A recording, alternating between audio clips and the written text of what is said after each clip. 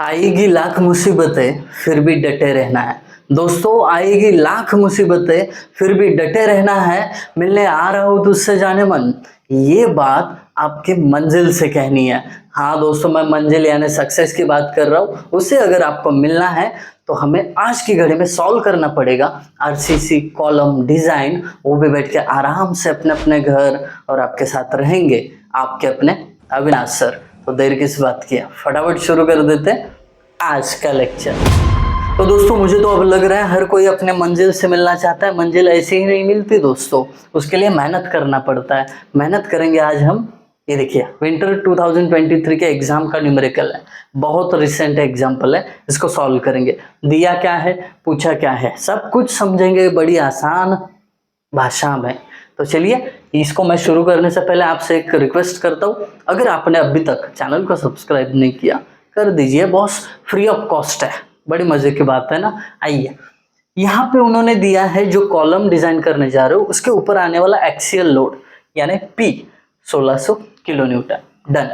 उसके बाद ये जो कॉलम है इसके इफेक्टिव लेंथ यानी अनसपोर्टेड लेंथ 3.15 मीटर है। Very good. फिर उसके बाद उन्होंने जो कॉलम के लिए यूज किया जाने वाला मटेरियल कंक्रीट वो M20 ग्रेड का है, ये बता दिया। इसके लिए कैरेक्टरिस्टिक स्ट्रेंथ 20 न्यूटन पर mm²। उसके बाद स्टील ग्रेड Fe415, इसके लिए yield strength of steel 415 Newton पर mm²। दैट्स इट, इतना सब कुछ दिया। अब हमारा काम शुरू हो जाता है स्टेप नंबर 1 के साथ कॉलम डिजाइन के लिए। स्टेप 1 क्या करना है, हमें परसेंटेज ऑफ स्टील लिखना है इधर। ये स्टेप कंफर्म हर न्यूमेरिकल में लिखनी है आपको। Area of steel is equal to 0.01%, यानी 1% ऑफ ग्रॉस एरिया।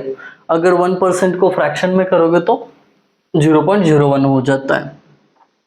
वही मैं एरिया ऑफ कंक्रीट की बात करूँ तो 1% में से बाकी मटेरियल जो बचता है वो कंक्रीट होता है, यानी 0.99 ऑफ ग्रॉस एरिया। पहला step the end. Step number 2, area of column. ठीक है, शायद पहले आपने साइज बोला होगा, साइज लिखता हूं। साइज ऑफ कॉलम, इसमें हम एरिया निकालते हैं और उसके अकॉर्डिंग हमें साइज मिल जाती है। चलिए, सबसे पहले इक्वेशन यूज करना पड़ता है उसके लिए। PU इज इक्वल टू क्या है, 0.4 FCK into area of concrete plus 0.67 FY area of steel.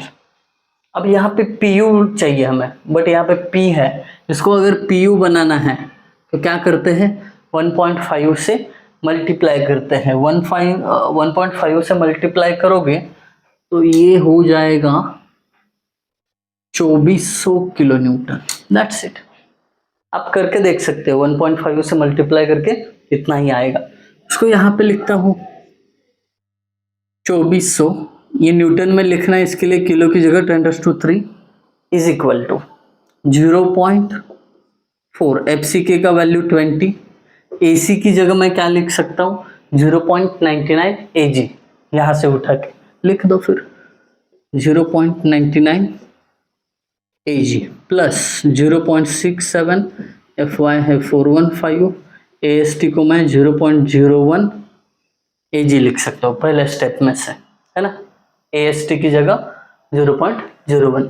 अभी क्या करना है आपको, ये जो कॉन्स्टेंट्स है इनका कैलकुलेशन करना है एक साथ। ये मल्टीप्लिकेशन प्लस ये मल्टीप्लिकेशन, बड़े आसान तरीके से हो जाएगा ये। कैल्सी ढूंढ रहा हूं मैं, कैल्सी मिलेगा बहुत जल्द मुझे, डोंट वरी। ठीक है, इसका कैलकुलेशन देखिए, ब्रैकेट में 0.4 into 20 into 0.99 bracket close, plus दूसरे ब्रैकेट में 0.67 इंटू 415 इंटू 0.01 ब्रैकेट क्लोज, तो 10.70 कितना मिला ये देखिए, पहले ये तो लिख लूं, 10.70 इंटू ये gross area, therefore AG is equal to, ये इधर डिवाइड जाएगा तो AG इज इक्वल टू जो भी है मिल जाएगा। चलिए मैं क्या करता हूँ, 2400 इंटू 10⁻³ इसको डिवाइड करता हूँ 10.70 से, ये आ जाएगा ENG लिखता हूँ, मतलब पावर के फॉर्म में 224.299 224.299 इंटू 10⁻³ mm²। ठीक है, तो यहाँ पे हमें gross area of square column मिल गया। अब भी देखिए स्क्वायर कॉलम का एरिया कैसे निकालते हैं, यानी gross area AG is equal to उसके साइड का स्क्वायर करते हैं, है ना। बट यहाँ पे AG पता है आप लोगों को, 224.299 into 10⁻³ is equal to D²। देखिए यहाँ पे हमें बस D चाहिए, तो ये साइड का क्या करेंगे, स्क्वायर रूट लेंगे दोनों साइड। तो स्क्वायर रूट लेने के बाद क्या होता है देखते हैं, स्क्वायर रूट में 224.299 इंटू 10⁻³ 473.60, कितना आया ये 473.60 mm। बट देखिए दोस्त, ये पॉइंट में लिखना पॉसिबल नहीं है, आप साइड पे जा रहे हो और पॉइंट में मेजरमेंट ले रहे हो, बड़ा डिफिकल्ट। क्या करो, इसको राउंड फिगर 475 mm कर दो, तो ये आपका क्या होगा, कॉलम का साइज होगा। डन, यहां तक समझ में आया। स्टेप नंबर 2 में हमने क्या किया है ये हमें पता चला है। अभी तुरंत स्टेप नंबर 3 पे चलते हैं। यहाँ पे हम AST यानी area of steel and area of concrete, ये दो चीजें निकालते हैं। सबसे पहले तो मैं एरिया ऑफ कंक्रीट निकाल लेता हूँ, या AST निकाला तो भी कोई गलत बात नहीं होगी। चलिए कंक्रीट निकाल रहे हैं, कैसे, 0.99 इंटू AG। अब यहाँ पे अगर आपने 475 mm डायमेंशन माना है तो नया AG, पहले यहाँ पे नया AG निकालो, 475 का स्क्वायर ये रह गया हमसे। इसके बाद ना 475 का स्क्वायर करके नया वाला AG निकाल दो, 225.625 225.265 नहीं 625 इंटू 10⁻³ mm², ये नया वाला AG है। वो यहाँ पे क्या करो, पुट करो 225.625 इंटू 10⁻³। तो यहाँ पे आपको एरिया ऑफ कंक्रीट बड़े आसान तरीके से मिल जाएगा। चलिए 0.99 इंटू 225.625 इंटू 10⁻³ ये आ गया है 223.37 223.37 इंटू 10⁻³ mm²। अभी जैसे कंक्रीट का एरिया निकाला वैसे स्टील का भी निकाल दो, वैसा बड़ा इजी है। 0.01 इंटू AG कितना है, 225.625 इंटू 10⁻³ निकाले AST।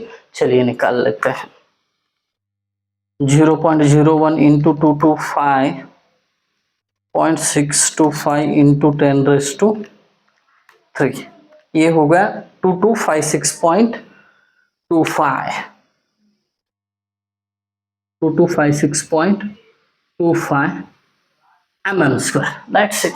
यहाँ पे हमने area of concrete, area of steel दोनों निकाल लिया। तो फटाक से बड़े तेजी से आगे बढ़िए स्टेप नंबर 4 पे। अब यहाँ पे क्या करना है, step number 4। Actually step number 4 पे बढ़ने से पहले यहाँ पे नंबर ऑफ बार्स निकालो। क्या निकालना है आपको?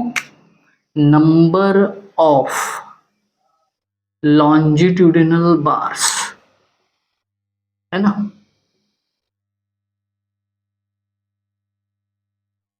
नंबर ऑफ लॉन्जिट्यूडिनल बार मतलब वर्टिकली जो बार्स इंसर्ट किए जाते हैं कॉलम में, उसका नंबर निकाला। कैसे निकलेगा वो? AST upon A5। इसका मतलब क्या होता है? पूरा स्टील का एरिया AST और A5 मतलब एक बार का एरिया। मानो AST मानना क्या है, यहाँ पे निकला हुआ है 2256.25। अब एरिया ऑफ एक बार, अज्यूम करो कि आप 16 mm डायमीटर का बार प्रोवाइड कर रहे हो, तो यहाँ पे एरिया ऑफ 16 mm बार आएगा। ये नंबर ऑफ बार आपके आंखों के सामने फटाक से निकल जाएंगे। 2256.25 divided by shift pi divided by 4 into 16 का स्क्वायर 11। एक्चुअली आपको यहाँ पे 20 लेना चाहिए। चलिए 20 लेके देखते हैं कितना आता है। 11 नंबर ऑफ बार्स मतलब कुछ ज़्यादा ही हो गया। हाँ ये सही है, 20 लिया तो 7.18 आता है। ठीक है, आप यहाँ पे बार डायमीटर 20 ले लो आपके हिसाब से। 16 कुछ गलत नहीं था, बट मैंने बता दिया कि नंबर ऑफ बार्स ज़्यादा आ रहे हैं। 7.16, ये पॉइंट में नंबर ऑफ बार्स कौन मेजर करता है रे? नहीं करता है ना, तो इसको अप्रोक्सीमेटली 8 नंबर्स कर दो। नंबर ऑफ लॉन्जिट्यूडिनल बार पता चला। अभी तुरंत डायमीटर ऑफ लैटरल टाइज निकाल लो। स्टेप 4, थोड़ा फास्ट कैलकुलेशन चल रहा है। डायमीटर ऑफ लैटरल टाइज, ये फास्ट इसलिए चल रहा है, we are running out of our time. जितना समय मिला है मैक्सिमम कवर करना है। ये डायमीटर कैसे निकलेगा? इसके दो ऑप्शन है। एक 1/4 डायमीटर ऑफ लॉन्जिट्यूडिनल बार, यानी 1/4 लॉन्जिट्यूडिनल बार का 20 है, 4 1 जा 4, 4 5 जा 20, 1 मिनट। इसका आंसर आता है 5 mm। दूसरा 6 mm। दोनों में से जो मैक्सिमम है वो आपको कंसिडर करना है। Therefore diameter of lateral tie is equal to 6 mm। That's it, ये होगा। अभी स्टेप नंबर 5 पे चलते हैं, जहां पे आपको पिच, ये लैटरल टाइज मतलब रिंग्स होते हैं स्टिरअप्स, अब वो कितने डिस्टेंस पे लगाना है मतलब पिच, वो फाइंड आउट करना है। स्टेप 5 पिच, क्या करना है इसमें? पिच में क्या करना है देखो, P must be greater then, not greater than 16 times of lateral diameter. अभी लैटरल डायमीटर की बात करें तो 16 इंटू 20, ये कितना हो जाएगा? 320 mm। नहीं तो दूसरा ऑप्शन है यहाँ पे, P should not be greater than least lateral dimension. जो least lateral dimension, horizontal dimension को लैटरल डायमेंशन बोलते हैं। कितना है? 475। ठीक है, अब लास्ट में इन्होंने ऑप्शन दिया है तीसरा, एक्चुअली ऐसे ऑप्शंस है और 300 mm। तो आप जो मिनिमम रहेगा वही सिलेक्ट करना। Therefore provide lateral ties at the rate 300 mm centre to centre. तीनों में से जो मिनिमम वैल्यू है वही उठाया। अभी last check for minimum eccentricity. Step number 6, check for e mean. ठीक है, कैसे निकालते हैं? इसका एक फॉर्मूला है, e mean is equal to L0 upon 500 plus D upon 30 और 20 mm। एक्चुअली इससे पहले मैं बोला था कि इसमें से मिनिमम जो है वो लेना है, बट डिफरेंस दोनों में ज़्यादा नहीं आता है। इसके लिए आप जो ज़्यादा रहेगा, कई बुक्स में मैंने पढ़ा है कि जो मैक्सिमम आता है तो वो आपको चूज़ करना है और हम उसको ही फॉलो करेंगे। ई मिनिमम के लिए जो ज़्यादा वैल्यू आएगा वही सिलेक्ट करो। पिछले कुछ न्यूमेरिकल्स में हमने जो मिनिमम है वो सिलेक्ट किया था, हालांकि ज़्यादा डिफरेंस नहीं था, 20 पॉइंट समथिंग और ये 20 था, बट अभी याद रखना जो ज़्यादा वैल्यू आएगा वो ई मिनिमम सेलेक्ट करना है। L0 3.5 का मतलब होता है 3500 डिवाइडेड बाय 500 प्लस डी अपना 475 डिवाइडेड बाय 30 और 20। देखते हैं इसका वैल्यू कितना आता है। बहुत जान लगा कि मेहनत कर रहे हैं, इसका आउटपुट मिलना चाहिए। पूरा वीडियो जहां तक पॉसिबल है वहां तक फैला दो, ठीक है। इतना मेहनत कर रहे हैं तो इसका आउटपुट तो मिलना ही मिलना है। आउटपुट की चिंता कौन कर रहा है, बट फिर भी जितना हो सकता है। 22.83 22.83 मैंने बोला था ना, ज़्यादा डिफरेंस नहीं आ रहा है, तो इसमें सिलेक्ट कौन सा करोगे, ई मिनिमम। 22 को राउंड ऑफ कर दो 23 mm, दैट्स इट। यहाँ पे अपना न्यूमेरिकल खत्म हो रहा है। आई होप आप सभी को न्यूमेरिकल समझ में आया होगा। अगर आपको वीडियो अच्छा लगा तो लाइक, कमेंट और शेयर तीनों चीज़ें आप करोगे। Thank you guys for watching video. Thank you so much.